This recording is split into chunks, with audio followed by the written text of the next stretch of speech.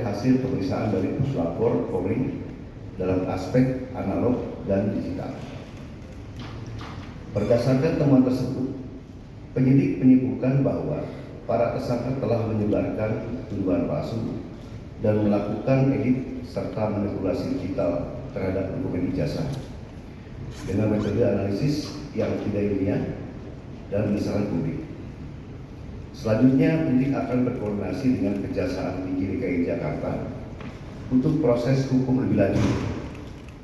Pada kesempatan ini, kami tegaskan bahwa penanganan perkara yang kami lakukan murni proses penegakan hukum. Pakar telematika Roy Suryo mengaku siap diperiksa sebagai tersangka dalam kasus tudingan ijazah palsu Presiden ke-7 RI Jokowi. Menurutnya, perjuangan yang sedang dilakukannya bersama 7 tersangka lainnya serupa dengan semangat juang Pangeran Diponegoro yang memimpin perang pada tahun 1825 hingga 1830 silam. Pernyataan itu disampaikan Roy Suryo saat di Gedung Juang 45 Selasa 11 November 2025. Roy Suryo membenarkan pernyataan Dr. Tiva yang menyebut Pangeran Diponegoro hanya bermodalkan iman tapi sudah menorehkan sejarah. Lebih lanjut, Roy Suryo mengaku akan hadir dalam pemeriksaan perdana sebagai tersangka di Polda Metro Jaya pada Kamis 13 November mendatang. Menurutnya, Dr. Tiva dan Rismon Sianipar juga akan kooperatif. Roy menegaskan penetapan dirinya sebagai tersangka tak akan menghentikan perjuangan yang menurutnya bertujuan untuk menegakkan kejujuran. Terkini, Roy Suryo turut mempertanyakan klaim Kapolda Metro Jaya yang menyebut dirinya melakukan pengeditan terhadap ijazah Jokowi. Roy juga menekankan ia hanya ingin menegakkan nilai kejujuran dan kenegarawanan bukan untuk memprovokasi. Menurutnya saat ini Roy mendengar ada rencana provokasi dari sejumlah pihak menjelang pemeriksaan dirinya. Meski demikian, ia menegaskan tak akan terpengaruh. Oke, ya.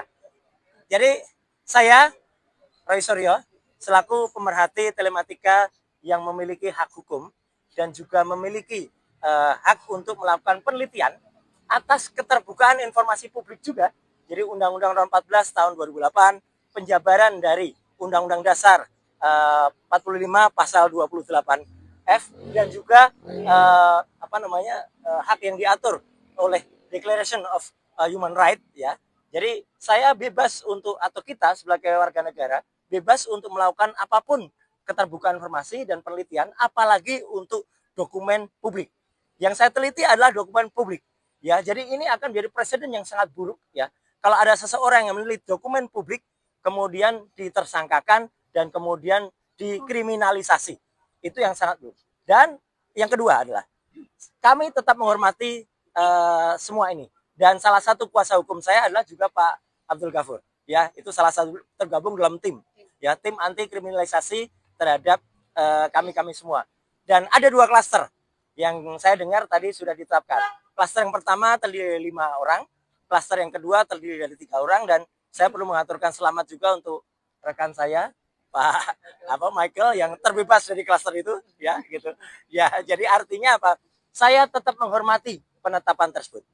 Tapi sebaiknya semua masyarakat juga menunggu dengan sabar prosesnya. Karena kalau saya tidak salah dengar tadi, memang tidak ada perintah langsung untuk dilakukan penahanan.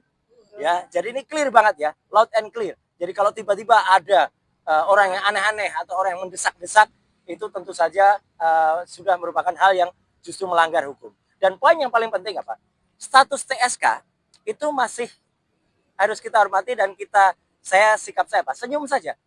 TSK itu adalah salah satu proses, ya. Masih nanti ada status menjadi, misalnya lanjut itu baru menjadi terdakwa.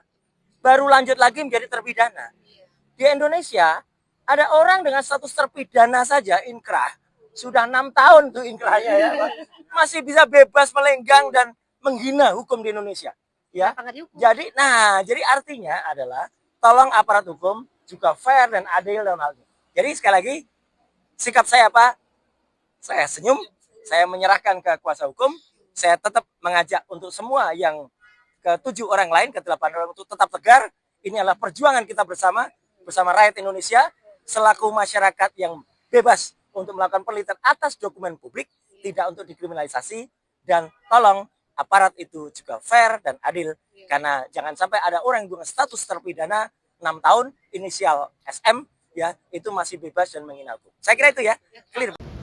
Polda Metro Jaya telah menetapkan 8 orang tersangka dalam perkara pencemaran nama baik, fitnah, dan manipulasi data elektronik yang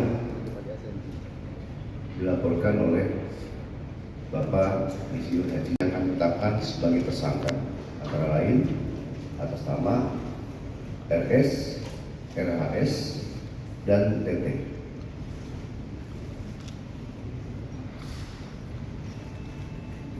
Tersangka pada klaster 2 dikenakan pasal 310 dan atau pasal 311 KUHP dan atau pasal 32 ayat 1 junto pasal 48 ayat 1 dan atau pasal 35 junto pasal 51 ayat 1 dan atau pasal 27A junto pasal 45 ayat 4 dan atau pasal 28 ayat 2 junto pasal 45A ayat 2 undang diperkuat oleh hasil pemeriksaan dari Puslapor Polri dalam aspek analog dan digital. Berdasarkan temuan tersebut, penyidik menyimpulkan bahwa para tersangka telah menyebarkan tuduhan palsu dan melakukan edit serta manipulasi digital terhadap dokumen ijazah dengan metode analisis yang tidak ilmiah dan berdasarkan publik. Selanjutnya, penyidik akan berkoordinasi dengan Kejaksaan Tinggi DKI Jakarta untuk proses hukum lebih lanjut. Pada kesempatan ini, kami tegaskan bahwa penanganan perkara yang kami lakukan murni proses penegakan hukum. Kemudian seluruh tahapan juga dilakukan secara profesional, proporsional, transparan, dan akuntabel. Oleh karena itu, kami menghimbau kepada masyarakat untuk bijak dalam menggunakan media sosial. Jangan mudah terprovokasi oleh informasi yang tidak benar, serta selalu melakukan cek dan klarifikasi sebelum menyebarkan sesuatu. Mari kita jaga bersama suasana yang sejuk, aman, dan tertib agar ruang publik bisa selalu nyaman dan kondusif. Demikian yang kami sampaikan. Download Tribun X sekarang, menghadirkan lokal menjadi Indonesia.